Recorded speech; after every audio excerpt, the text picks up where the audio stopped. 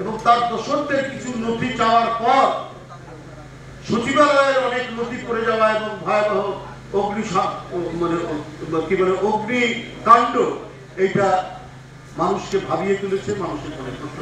আজকে সাইবার সুরক্ষা অর্গানাইজেশন যে আমরা রূপটি দেখছি, সেই রূপটিতে আমার কাছে ভালো কিছু দেখছে না।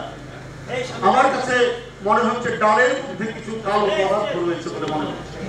তাই বন্ধুরা আমার, চারিদিকে বিভিন্ন ঘটনায় আমরা শঙ্কিত, আমরা ভয়ার্ত, ব্যক্তিগত ভয়ের জন্য নয়, রাষ্ট্রের নিয়ে আমাদের ভয়।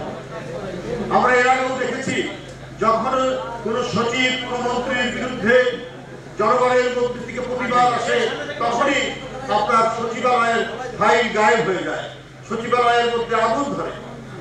গতকাল মধ্যরাতের যে আগুন, সে আমরা জানি না, আমি কোনো মুখরোচক কথা বলতে চাই না, এই আগুনে অনেক নথিপত্র পুড়ে গেল, কিন্তু একটি ঘটনা আরেকটি ঘটনাকে সন্দেহ তৈরি করে। গতকালই আমরা সংবাদপত্রে দেখেছি যে একটি সরকার কয়েকটি গুরুত্বপূর্ণ নথি চেয়ে পাঠিয়েছে সরকারের পক্ষ থেকে। এই নথি চাওয়ার পরেই গতকাল গভীর রাতে এই আগুন, এটা জনমনে বিরাট প্রশ্ন দেখা দিয়েছে। শিয়া বাটার ও ভিটামিন ই সমৃদ্ধ lily glam beauty soap. Lily, always beautiful. বন্ধুরা আমার, আমি এই বিষয়ে এটাই বলতে চাই, একেবারে উচ্চ পর্যায়ে নিরপেক্ষ ব্যক্তিকে দিয়ে একটা তদন্ত হওয়া উচিত।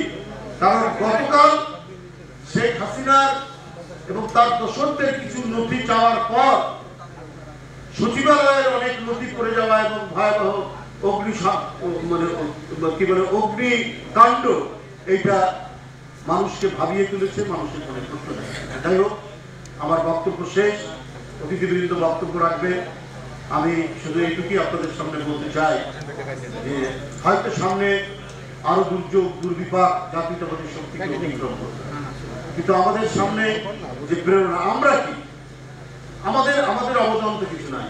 এদেশের লক্ষ কোটি মানুষের যিনি আশা আকাঙ্ক্ষার প্রতীক, জনগণের গণতান্ত্রিক আকাঙ্ক্ষার যিনি প্রতীক, সেই দেশনেত্রী বেগম খালেদা জিয়া কদিন আগেই, তাকে কারাগারে নিয়ে যাওয়ার কদিন আগেই তার চোখ অপারেশন করা হয়েছিল। তাকে রাখা হয়েছে একটি ভাঙা ধ্বংসস্তূপের কারাগারের মধ্যে, চারিদিকে ধুলা উড়ে, যেখানে চোখের অপারেশন আছে। তার উপর যে নিপীড়ন নির্যাতন, তার উপর যে ভয়াবহ, তাকে বিনা চিকিৎসায় মৃত্যুর দিকে ফেলে দেওয়ার যে প্রচেষ্টা নেওয়া হয়েছে, সেটা তো আমরা চোখে দেখেছি। তার তুলনায় আমাদের নিপীড়ন নির্যাতন তো কিছুই নাই। আমাদের প্রিয় নেতা বিএনপির ভারপ্রাপ্ত চেয়ারম্যান আর 17 বছর দেশে আসতে পারেন না, এরপরও তার বিরুদ্ধে মামলা, এরপরও তার বিরুদ্ধে সাজা।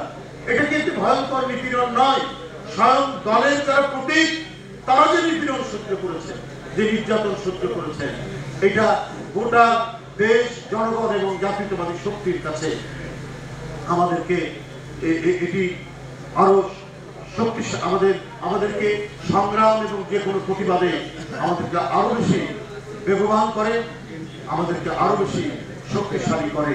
যে আমাদের নেতৃত্ব যখন এত অত্যাচার সহ্য করেছেন, সুতরাং যতই বাধা আসুক আমরা এই বাধাকে অতিক্রম করতে পারবো। আজকে যারা এই অনুষ্ঠানটি করেছেন তাদেরকে আমি আন্তরিক ধন্যবাদ জানাই, প্রীতি জানাই। প্রতি বছরই